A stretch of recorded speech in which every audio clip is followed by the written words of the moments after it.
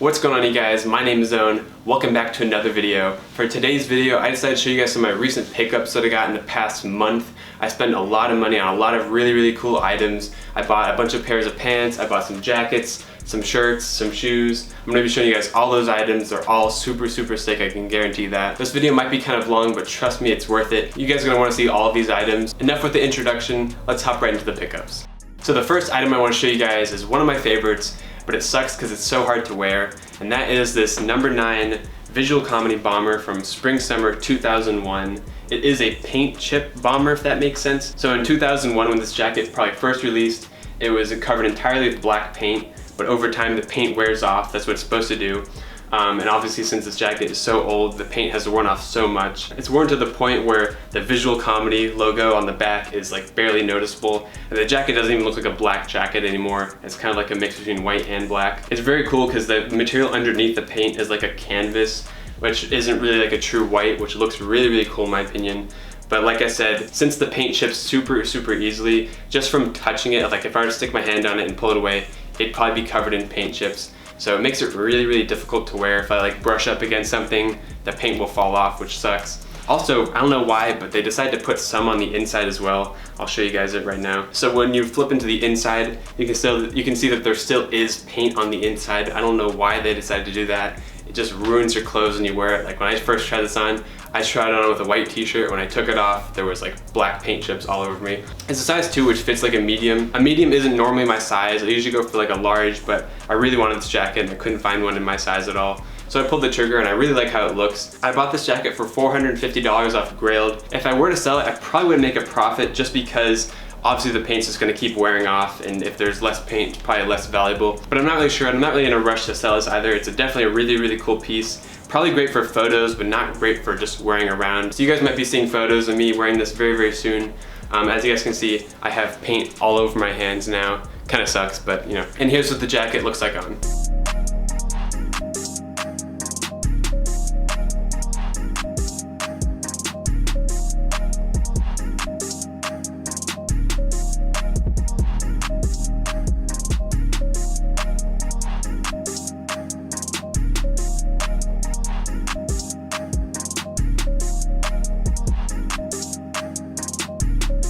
For the next item, it's something that a ton of you have pointed out in the comments in my last video, and it is this Raf Simons Junya Creeper hoodie. This is by far one of my favorite pieces in my entire collection. It's so unique, it's so cool, it's such a grail item, like it's so hard to find. I'm sure a lot of you guys already know what this piece is, just because it's kind of like an iconic Raf Simons piece from a very iconic collection. I did get this from one of my friends, Alex, on Instagram, so thank you very much for that. I got a super good price on this as well. This hoodie is in a very beat condition. If you guys know about the Junya Creeper collection, then you know that all of like the hoodies and t-shirts are treated with an acid that makes it like deteriorate over time with like sweat and like skin contact. So as you wear this, the hoodie just kind of falls apart on its own. This right sleeve is actually almost entirely held together by bobby pins. The cuff is held on just by like a few inches of thread, and then the rest is actually completely torn going up the sleeve. I'll have some B-roll just to show you guys, but all over the hoodie are holes. It's just how the fabric deteriorates. In the pocket there's holes, on the hems there's holes, on the hood there's holes.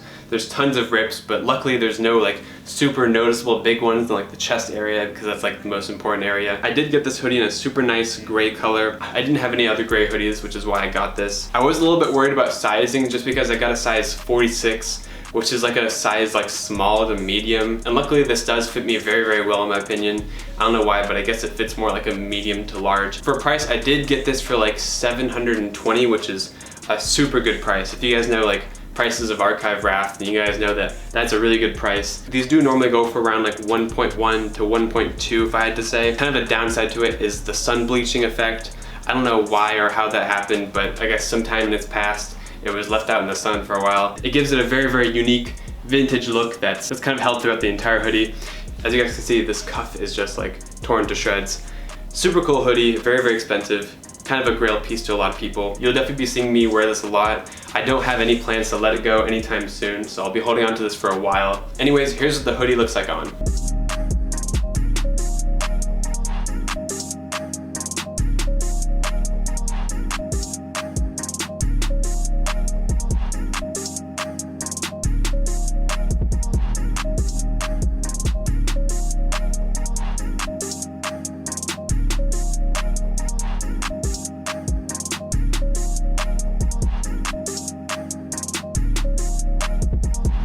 So the next piece I want to show you guys is definitely a grail for a lot of you, I can guarantee that. And it is the Junya CDG Carhartt jacket. It's a paint jacket. As you guys can see, it is a Carhartt jacket with this awesome paint splatter effect that goes all the way around. And then it has this olive corduroy that goes around the collar and on the back of the sleeves. If I had to be honest, I'm not really a big fan of the patches on the back of the sleeves. It looks a little too like professor-y, if you know what I mean. But other than that, this is like a super sick jacket. I love the colors. It's got green, it's got white, it's got blue, and it's got a little tiny bit of red on the back. Anyways, I believe the retail price for this jacket was around like $1,500, but I got it on sale for like $800 or $900, which is a really good price. I did get the last size large, and I believe these actually do have resale. I've seen a few on Grailed going for around like $2 to $3K, which is ridiculous. I didn't even know it was gonna have resale. It's definitely one of my favorite pieces in my collection right now. I can't really wear it just yet because it's really hot right now, but come fall and winter time, this will be a super sick jacket to style. I was thinking about doing a DIY version of this jacket, just buying a regular Carhartt and then doing some sort of painting on it.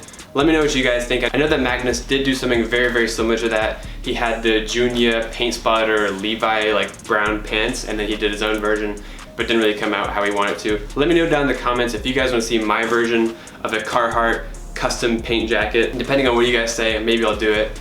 Anyways, here's what the jacket looks like on.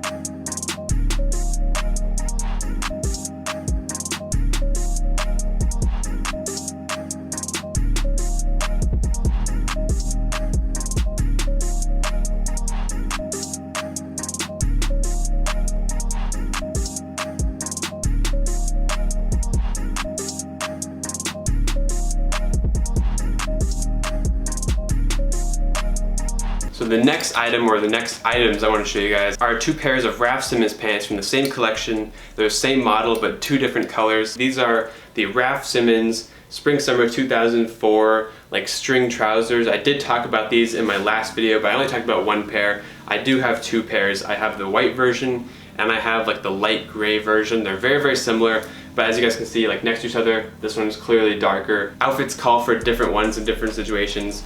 But the reason why I got two is because I saw a guy in Grailed selling both pairs, both size 50, for the same price, and I bought the gray pair originally, but I couldn't decide which one I liked more, so I bought the white one too, thinking that eventually my mind would be decided and I'd just sell one of them, but I still haven't decided. I still love both of them so much, and I still wear both of them, so it's really hard to decide for me. I got both pairs of these for $800, so $400 each, but I could probably resell them for around like $600 to $800 just because these are one of the better Raf Simons archive pants. They're very traditional looking pants, but there aren't really too many archive Raf pants besides like the bondage stuff that go for a lot of money. These are definitely one of them. For reference in sizing, I'm usually around like a 46 to 48, which is around like a 30 waist, but I went with the size 50 just because I wanted a really oversized fit and to be able to tie the strings around very tightly, so it's kind of like a cinched look. It looks really cool. The strings don't really dangle any lower if you do that. If you had to break down these pants into like what they really are, they're just regular, very wide trousers with multiple belt loops. Like right here, there's 3 stacks of a belt loop, and then over here, there's 2 stacks, and it goes all the way around into multiple different combinations of belt loops. And then there's 2 strings at 2 different sizes. There's one thin one and then one kind of thicker one, and they both just loop around multiple times. They're very long. If I had to guess, they're probably like 20 feet long, just because they loop around so many times and they tie in different knots. It gives it a really cool, unique effect. You could probably do something very similar with a DIY version if you just bought regular thin trousers and then looped around strings multiple times. If any of you try that, please DM me on Instagram. I'm curious to see how it looks. These are a very thin pant, so they're not great for winter, but they're perfect for summer, so I'm gonna be wearing these a ton. And here's what the pants look like on.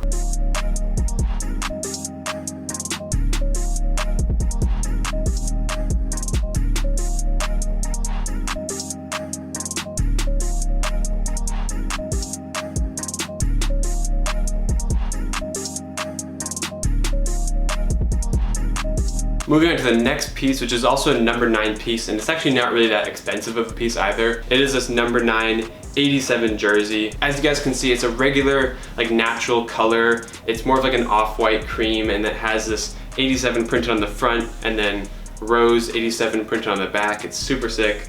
But one of my favorite details of this long sleeve, and the reason why I bought it, was because of this stitch that goes across It's like 2 different panels in the front and 2 different panels on the back. It's not really like a well-known number 9 item, but it's definitely one of my favorites just because of the cut. I think it's super cool, and I also love the design. I do have a few other long sleeves, but I just love that detail. I think it's so simple and it works with a lot of stuff. I did buy this from a Japanese auction site, so I got it for really, really cheap. I think I got it for like 55 bucks, 65 after shipping, and I got here in like 3 days, which is super, super fast. It is a size 3, but it is a very, very slim shirt, and you guys will see that in the try-on.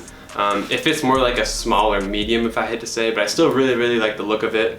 I don't know if I'm gonna be letting it go anytime soon, but if I were to sell it, I probably wouldn't make much of a profit on this one either, just because it's not really like a well-known number 9 piece. It's not like a statement piece, it's more of like just like a regular long sleeve. If I were to sell this, I could probably get around like $90 or $100, just because it is a larger size and it's in really good condition too. Anyways, here's what it looks like on.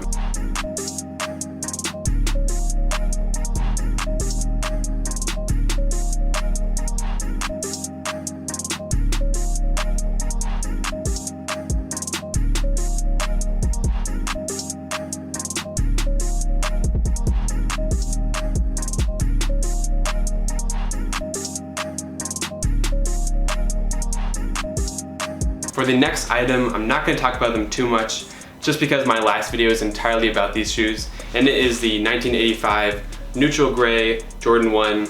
It's like such a grail shoe of mine. I can't believe I finally have it. If you guys haven't seen my last video where I styled 3 outfits around these shoes, definitely go watch it. It's a really cool video. I wear them a lot. They're such beaters for me, and they're still holding together very, very well. For pricing, I did get these for $475, which is like a super good price for these shoes. For 1985 Jordan 1s, like that's almost unheard of to get them for that cheap, especially in this colorway. This colorway usually goes for around like $1,000 if I had to say. So I can't believe I got these. If I were to resell these, I'd definitely make some profit. So that's it for this shoe, and here's what it looks like on.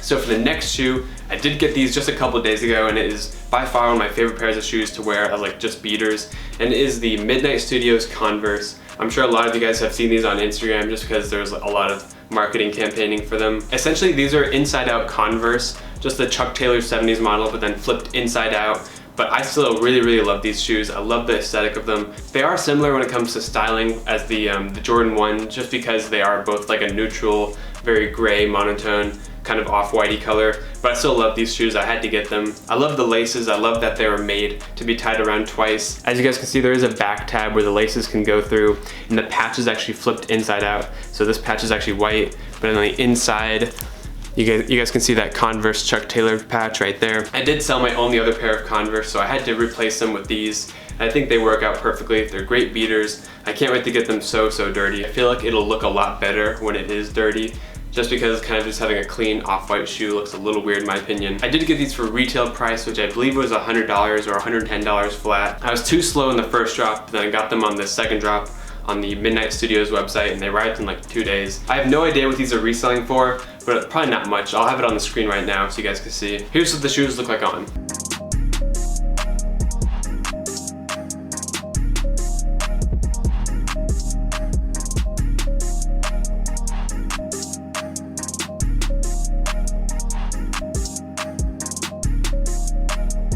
The second to last item for this pickup video is this Supreme button-up that I just got like last week. It's a new release, which I don't normally buy from Supreme. I usually buy like older Supreme, but this is a drugstore button-up shirt. So it has like a drugstore printed all over, going all over the back. It's so cool. I love the colors. I think the colors go with a lot of stuff in my wardrobe, just because it's a very muted color wardrobe.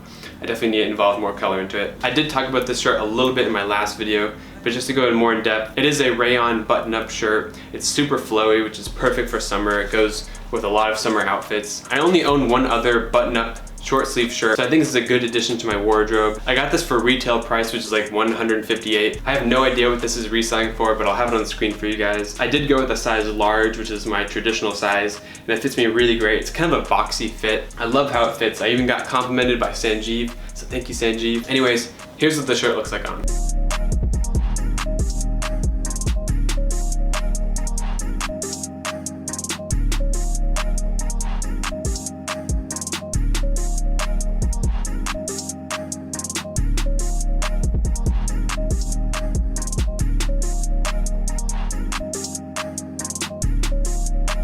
So the last pickup in this video is a pair of socks. I actually didn't own any like unique looking socks. I just owned like regular black and white socks. So I definitely need to get more socks in my collection just because I need to change it up if I wear like sandals or something where the socks do show. But anyways, I was given these Strawberry Mansion socks from my friend Luke. I'm sure a lot of you guys know him.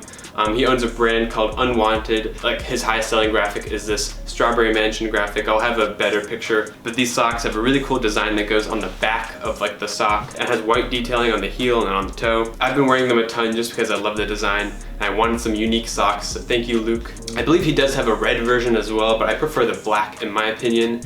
He does sell them in a pack of 3 for around like 30 bucks, I believe, which is a really great deal for like really well-made socks. And these are super high quality too. Thank you guys so much for watching. If you're seeing this, you made it to the end of the video and I really, really appreciate it. If you guys enjoyed this video, please leave a like and subscribe if you're new. It really helps me out. I am officially monetized on YouTube, so I will be making money off YouTube finally. Let me know down in the comments which of the pickups I got recently is your favorite. I'm really curious to hear. Also, if you guys have any other ideas for future videos, please let me know. And yeah guys, thank you again so much for watching. Peace out, you guys. Have a good day.